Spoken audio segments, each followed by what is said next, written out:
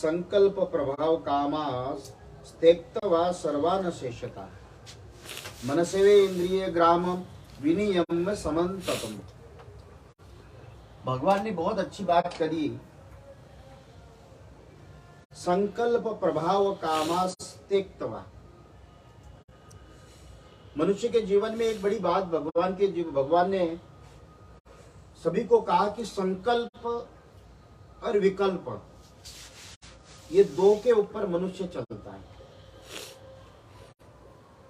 सुबह उठने से लेकर रात में सोने तक उसको संकल्प विकल्प से ही व्यक्ति चलता है। यहां तक कि रात में सोने के बाद भी उसका मन संकल्प विकल्प से विपरीत नहीं होता है। तो भगवान क्या कहते हैं? संकल्प प्रभाव कामान। अब संकल्प के पुत्र बताए उन्होंने। तो संकल्प के पुत्र है काम है, क्रोध है, लोभ है। अब आपको उदाहरण के तौर पे बताऊं तो आपने जैसा कोई संकल्प किया कि मुझे यहां से वहां तक जाना है, पता लग गया खड्डा खुद गया, गाड़ी का एक्सीडेंट हो गया, ये हो गया, वो हो गया, और पूरा नहीं हो रहा है, रास्ता तय नहीं हो रहा है, तब आपको क्या आता है? क्रोध। जब आप कोई भी संकल्प करने के लिए जाओगे, पूरा नहीं होगा तो वहां क्रोध आएगा। संकल्प पूरा करने के लिए आपके मन में कामनाएं आएगी।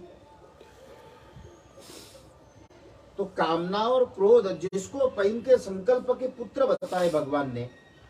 और भगवान कहते हैं कि जिस व्यक्ति ने संकल्प प्रभाव कामास त्यक्त्वा सर्वान शेषान,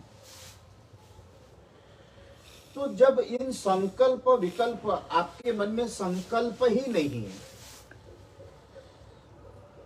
श्रोताओं, सबसे बड़ा सुखी होने का एक ही कारण, एक ही लक्ष्य बताया जाता है कि भाई आप अपने आप में शून्यता की ओर लेकर चलो। आपके इंद्रिय, मन, बुद्धि, ये जब आप शून्यता की ओर लेकर चलोगे, शून्यता का मतलब आपके मन, बुद्धि, इंद्रियों में 1% भी कोई भी मन में विचार न आना, ये शून्यता। और जब ये शून्यता आएगी, ये समाधि दिलाती है। और जब ये समाधि में लग जाओगे तो परमात्मा के दर्शन अपने आप होगा। तो इन सभी परमात्मा कहते हैं कि संकल्प प्रभाव कामास त्यक्त्वा।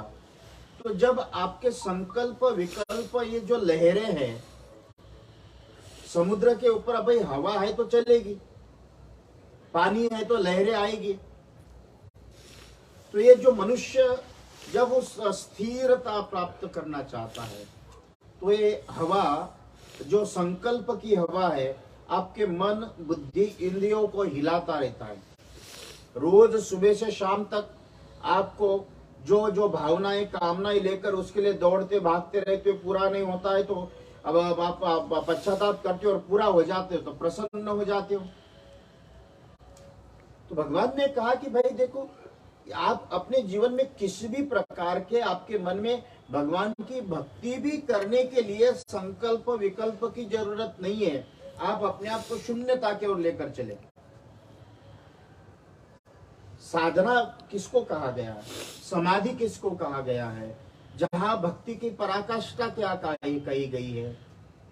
तो भगवान कहते हैं कि हे अर्जुन, अगर अपने आप में ही इस जगत में आपके मन में कोई संकल्प ही नहीं है, निश्चिंतता और कुछ प्राप्त करना नहीं, कोई देना नहीं, लेना नहीं, आना नहीं, जाना नहीं, अपने मन के अंदर परमात्मा का ही एकमात्र चिंतन करना, और उन सभी को अपने जितने भी कभी कभी जो आपके मन में शोक होते हैं, तो जो कभी चिंताएं, पश्चाताप, उसको शोक का है कि अगर आप उसमें निरंतर डूबे रहोगे तो अंतरंग में अब थोड़ा सा कुछ हो गया आपके घर के अंदर, तो आपको कितना चिंता होती है। अगर किसी को अटैक आया और पुत्र है नहीं, और वहां जाने के बाद मैं होता तो ऐसा करता, मैं होता तो ऐसा करता, अरे भाई इन तरह का शोक करनी, तू था ही नहीं तो जबरदस्त शोक क्या क्यों करेगा।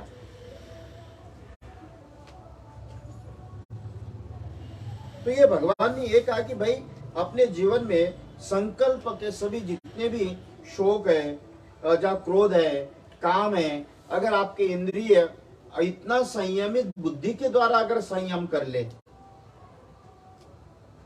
और उन सभी विषय का आपका संयम करते समय उसको ज्ञान होना चाहिए कि आपको कितना सोचना चाहिए। कहते हैं, एक मैं आज किताब पढ़ रहा था दोपहर में, संत एकनाथ महाराज की, उन्होंने एक बड़ा अच्छा शब्द लिखा, पर धन देखे न आए मन। उन्होंने क्या कहा कि पर धन जब देखने के बाद भी आपका मन 1% भी न डोले, पर धन देख, उन्होंने आगे कहते हैं कि पर तन देखे, जहां कहा कि पर धन और पर तन ये सभी देखने के बाद भी किसी के चित्त में 1% भी वो हिले न डुले, वो स्वयं तीर्थ जान यही जगी। उनका जब आ जाए तो वो स्वयं तीर्थ बताया। भाई दूसरों के दुनिया को देखकर और स्वयं तीर्थ या नहीं, फिर उन्होंने कहा कि वो कहते हैं कि तीर्थों के तीर्थ जो है उन तीर्थ के पास जाकर अपने आप को पवित्र करते हैं। ऐसे महापुरुष वह स्वयं ऐसा संकल्प विकल्प रहित, आप कल्पना करना किसी का धन देखकर आपको क्या होगा, और किसी का तन देखकर आपको क्या होगा। और अंतःकरण में एक सारी ब्राह्मी स्थिति में कोई भी आए कोई भी गए, उसमें किसी भी प्रकार के उसका उन सभी अवस्था का अपने मन के अंदर दुराभाव उत्पन्न न करते, समत्व भाव उत्पन्न होकर संकल्प विकल्प विवर्जिता जो गीता कहती है, जब आप उसमें विवर्जित हो जाओगे तो भगवान कहते यही सबसे जगत का अपने जीवन का सर्वश्रेष्ठ साधना है। ये समाधि का लक्षण है। तो जब मनस्वी इंद्रिय ग्राम विनियम में समन्वता, जब आपके मन में ये सारे की सारी चीजें स्थिर हो जाए, मन को वैराग्य मिल जाए, वह आवागमन जिसका जो नाना प्रकार के मन के आवागमन जो, क्योंकि आज तक साइंस ने 1 घंटे में 10,000 20,000 50,000 1,00,000 किलोमीटर चलने वाले ऐसे जेट भविष्य में बन सकते, अभी भी कुछ बने हैं। सूर्य की स्पीड कितनी है, वायु की स्पीड कितनी है, हो सकता है कि ऐसे कोई स्पीड बना सकता है, लेकिन साइंस अभी तक मन का स्पीड नहीं बना निकाल पाया। अभी 1 मिनट में अमेरिका गया आया, विद इन सेकंड के कुछ एक हिस्से में स्वर्ग में जाने के लिए कितनी देर लगेगा मन को, गए जाए आया। मोक्ष, नारायण, इंग्लैंड, दुनिया का कौन सा कोना है, वहां जाकर आने में आज तक इसका संकल्प, तो भगवान ने ये कहा कि ये आवागमन जिसका बंद हो गया, और ये आवागमन अगर बंद हो गया, उसके जीवन में सबसे बड़ी अपने आप में उसके धैर्य आ जाएगा। और धैर्यता के साथ में ये धैर्य रूपी वो जो आत्मा है, क्योंकि मनुष्य में सबसे बड़ा कहा गया है कि आपकी बुद्धि में धैर्य होना चाहिए। जब आपकी बुद्धि धैर्यवान हो जाए, तो जब ये धैर्यवान बुद्धि होते ही धीरे धीरे धीरे धीरे वो अंतर दृष्टि उसकी अपने आप परिवर्तन होकर, फिर वहां परमात्मा ने कहा कि आत्मरूपी ज्योति, जैसे सूर्य सुबह उदय होते ही अपनी लालिमा प्रकट कर देता है, इसी तरह से आपके अंतर मन में जब धैर्य आने के बाद किसी प्रकार की कोई क्रिया प्रक्रिया नहीं, मैं ये कहता हूं, देखो ये भगवान का एक शब्द और कहूं, शरीर से मरने की जरूरत नहीं है। जिस दिन आपके इंद्रिय मर जाए, ये समाधि है। मरना तो है सबको, लेकिन मुझे लगता है शरीर मरने से पहले जिन लोगों ने अपनी इंद्रियों को मार दिया, ये परमात्मा को प्राप्त किया। मरना है, शरीर से मरने वाले रोज है, रोज लाखों करोड़ों लोग मरते हैं, रोज लाखों करोड़ों लोग जन्म ले रहे, लेकिन आज तक जिसने भी अपने इंद्रियों को मारा है, उसको मृत घोषित कर दिया है, उसकी अर्थी निकल गई, समझना वो मीरा है, वो तुकाराम है, वो एकनाथ है, वो सूरदास है, वो रविदास है, कबीर है। इन लोगों को वो भाव देखना, इन्होंने तन से नहीं मारा, ये जो व्यक्ति मन से मरता है वो युगों युगों तक जीवित रहता है, और तन से मरने वाला उसके साथ ही उसका नाम चला जाता है। और परमात्मा में कभी अगर कहूं तो मरना है तो ये शरीर से मरने से पहले आप अपने मन बुद्धि इंद्रियों को मार दो।